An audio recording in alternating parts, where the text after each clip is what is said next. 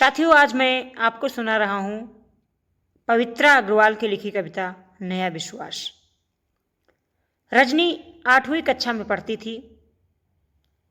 कक्षा में वह प्रथम तो कभी नहीं आई, किंतु हमेशा प्रथम 10 में रहती थी। नृत्य, नाटक, डिबेट आज सभी में हमेशा भाग लेती थी और पुरस्कार भी पाती थी। नृत्य का प्रशिक्षण तो वह 3-4 वर्ष से ही ले रही थी। कथक नृत्य में वह प्रवीण हो चुकी थी। नृत्य के कई स्टेज प्रोग्राम भी दे चुकी थी। पढ़ने में उसकी रुचि थी। वह स्नातक की डिग्री तो लेना चाहती थी, किंतु नृत्य व अभिनय को अपना करियर बनाना चाहती थी।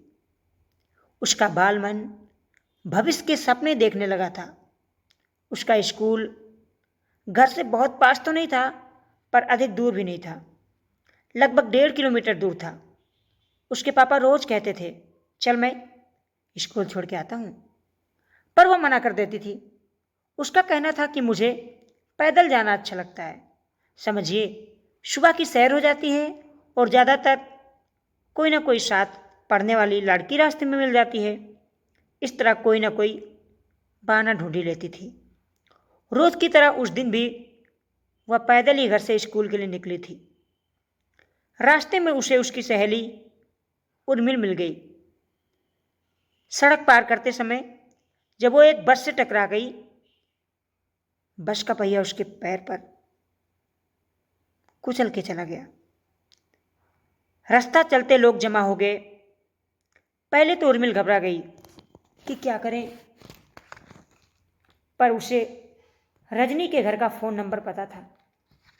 सामने की दुकान से उसने रजनी के घर पर फोन कर दिया। उसके पापा घर में ही थे। वह स्कूटर उठा कर कुछ ही देर में वहां पहुंच गए, पर उनके आने से पहले ही लोगों ने रजनी को अस्पताल पहुंचा दिया था। घुटने से नीचे की हड्डियां चकनाचूर हो गई थी। डॉक्टर उसके पैर को नहीं बचा पाए। एक पैर डॉक्टर को काटना पड़ा था। इस दुर्घटना में उसकी टांग ही नहीं, बल्कि उसके सपने भी बिखर गए थे। चलने में मदद के लिए उसको बैसाखी ला दी गई थी, पर वह मजबूरी में उसका उपयोग करती थी। उसके पांव भर चुके थे।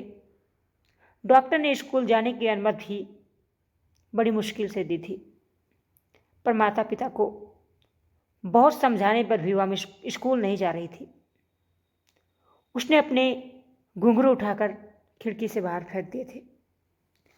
दिन भर अपने कमरे में उदास बैठी रहती थी। स्वभाव से चिड़चिड़ी हो गई थी। उसकी सहेलियां मिलने और उसका मनोबल बढ़ाने उसके घर आती रहती थी। उसकी सुजाता मैम भी उसके घर आई। उसे बहुत समझाया कि तुम्हारे दोनों हाथ सही सलामत हैं, तुम बिना किसी बाधा के पढ़ाई कर सकती हो, परीक्षा में लिख सकती हो। तुमने एक ही पैर तो खोया है, दूसरा तो बिल्कुल ठीक है। मेरे बेटे के स्कूल में एक अच्छा लड़का है, उसके दोनों पैर नहीं हैं। वह तो बैसाखी के सहारे भी चल सकता है, फिर भी पढ़ने आता है। सुना है आजकल तो नकली पैर भी लग जाते हैं। रजनी ने अपने सहेलियों और मैम से वादा किया था कि वह जल्द ही स्कूल आना शुरू करेगी। उसने पापा से कहा, मैं स्कूल जाने को तैयार हूं, पर कैसे जाऊं? पापा उसे रोज छोड़ने और लेने जाते थे। स्कूल में उसे बैसाखी की मदद लेनी पड़ती थी, पर एक बात उसे अच्छी लगी, किसी ने भी उसका मजाक नहीं उड़ाया और सब मदद को तैयार थे। फिर भी वह खुश थी। चेहरे पे उदासी छाई थी थोड़ी थोड़ी। उन्हीं दिनों उसके शहर में फिल्मी सितारों का एक ग्रुप आया था जो नृत्य और संगीत का स्टेज प्रोग्राम देने वाला था। माता पिता रजनी को भी उस प्रोग्राम में ले जाना चाहते थे, पर वह जाना नहीं चाहती थी। उसे अपने टूटे सपने बार बार याद आते थे, पर माता पिता की जिद के आगे वो वहां गई। एक नृत्यांगना को देखकर वह चहकी, मम्मी, ये तो सुधा चंदन है। ये टीवी के बहुत से सीरियल में काम कर रही है। पापा ने कहा, तुमने सही पहचाना, ये सुधा चंदन ही है। तुम्हें इनका नृत्य कैसा लगा? बहुत अच्छा लगा पापा, कहकर वह फिर उदास हो गई। उसे नृत्यांगना अभिनेत्री बनने का सपना फिर याद आ गया। उसकी आंखें भर आई। वह सोचने लगी कि उसके अपने मात्र स्वप्न बनकर ही रह गए, जो अब कभी पूरे नहीं हो पाएंगे। वह अपाहिज की जिंदगी जीते हुए यूं ही एक दिन दुनिया से चली जाएगी। तभी उसे माँ का स्वर सुनाई दिया, रजनी, क्या सुधा की तरह तुम भी नृत्य नहीं कर सकती? रजनी ने लाचारी से एक बार फिर अपनी टांग को देखा और फिर कहा, मम्मी, मुझे आपसे ऐसी उम्मीद नहीं थी। आप जानती हैं ना, मैं कभी नृत्य नहीं कर सकती हूँ। फिर भी आप ऐसा प्रश्न पूछकर मेरा मजाक उड़ा रही हैं। कैसी बातें करती हो रजनी? मैं माँ होकर तुम्हारा मजाक उड़ाऊंगी? शायद तुम्हें पता नहीं कि इस नृत्यांगना सुधा की भी एक टांग दुर्घटना में कट गई थी। इसलिए मैंने कहा, जब यह नृत्य अपने कर सकती है तो तुम भी क्यों नहीं कर सकती? ऐसा कैसे हो सकता है मम्मी? या तो दोनों पैरों से नाच रही है। पर सच है बेटा, इन्होंने आर्टिफिशियल पैर लगवा रखा है। ये आप क्या कह रही माँ? मुझे विश्वास नहीं होता। बचपन में मैंने एक फिल्म देखी थी, उसमें फिल्म की हीरोइन ने नकली पैर से नृत्य किया था। लेकिन वह तो फिल्मों की बातें हैं, वास्तविक जीवन में ये सब कहाँ हो पाता है? अरे, उसकी हीरोइन यही सुधा तो थी। उस फिल्म का नाम था नाचे मयूरी। वह फिल्म इसी सुधा के वास्तविक जीवन पे बनी थी। सच माँ? मुझे ये नहीं मालूम था। वह फिल्म मुझे फिर से दिखाना। पापा, मैं सुधा चंदन से मिलना चाहती हूँ।